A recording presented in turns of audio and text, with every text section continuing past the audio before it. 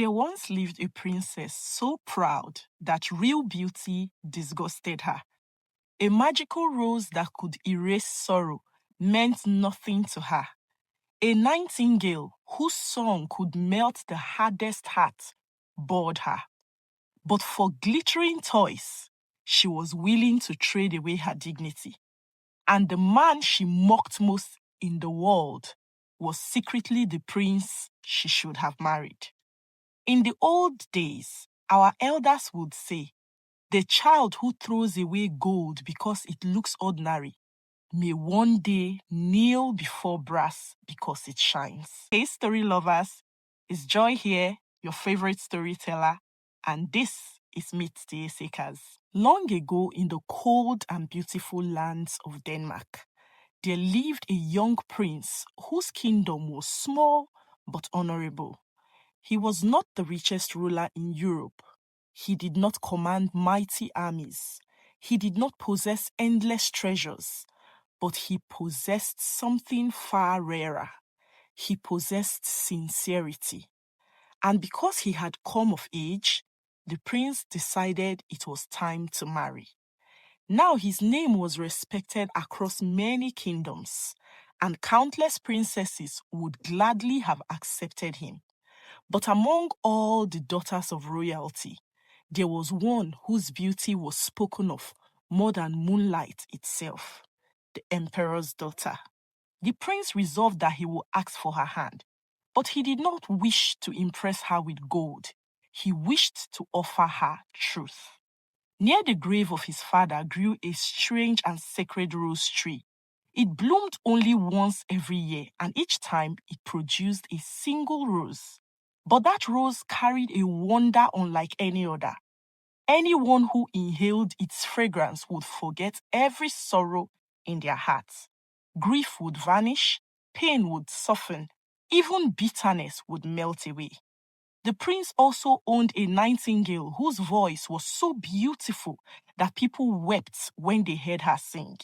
It was said that every sweet melody in the world lived inside the tiny bird's throat. The prince placed the rose in a silver casket, the nightingale in another, and then he sent both gifts to the princess. Now the emperor's daughter was in the great hall of the palace, amusing herself with the ladies of the court when the casket arrived. At once her eyes sparkled. She clapped excitedly and laughed. Perhaps she imagined jewels or diamonds or golden toys from distant lands. When the silver casket was opened and the rose appeared, the entire court gasped. The flower glowed like morning dew beneath sunlight.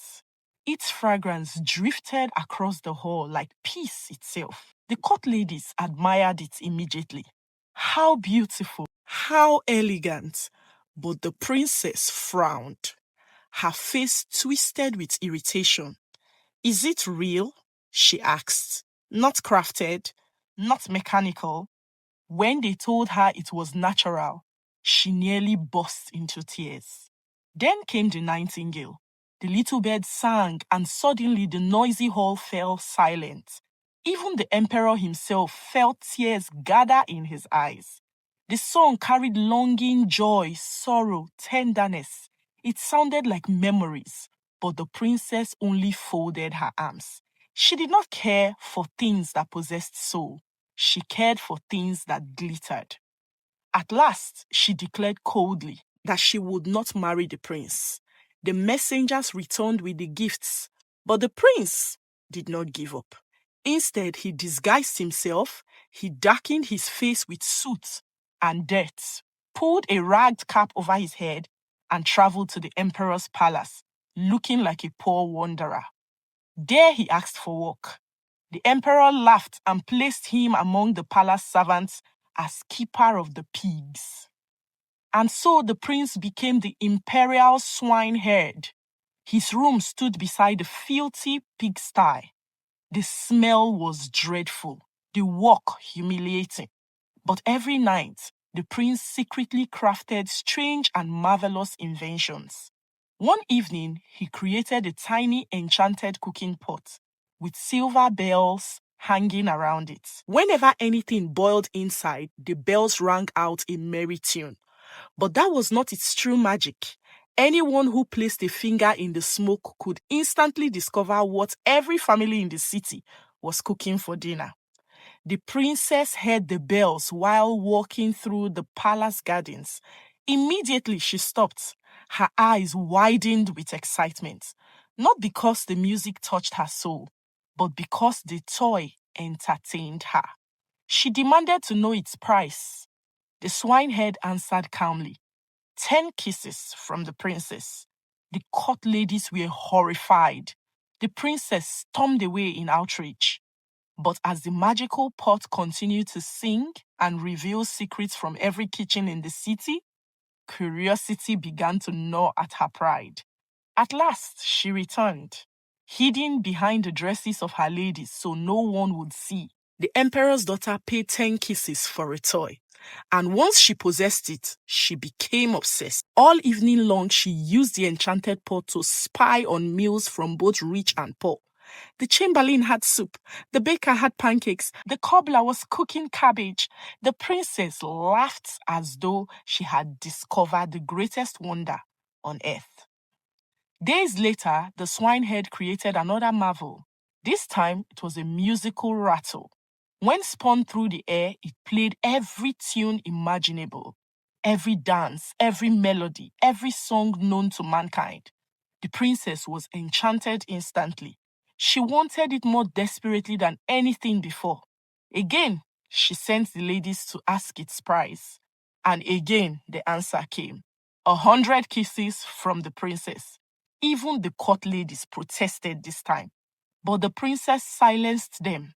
One must encourage arts, she said proudly. So the ladies surrounded her near the pigsty while the swineherd counted the kisses carefully, one by one. But fate has sharp timing. At that exact moment, the emperor happened to pass nearby. Suspicious of the strange gathering near the pigsty, he crept closer in his slippers. Then he saw it, his daughter, the royal princess of the empire, kissing a filthy swineherd. The emperor exploded with rage.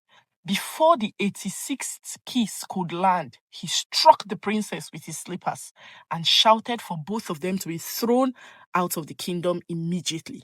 And just like that, the princess lost everything. Outside the palace gates, beneath pouring rain, she wept bitterly. Not for her dignity, not for her foolishness, but because she finally realized she had rejected a handsome prince for toys. Then something extraordinary happened. The swineherd stepped behind a tree. Moments later, he emerged again, transformed. The dirt was gone, the rags vanished. Before her stood the prince himself in magnificent royal robes. The princess trembled in shock, and for the first time, shame entered her heart. But it was too late. The prince looked at her sadly, not angrily, but sadly. You rejected the rose that could heal sorrow.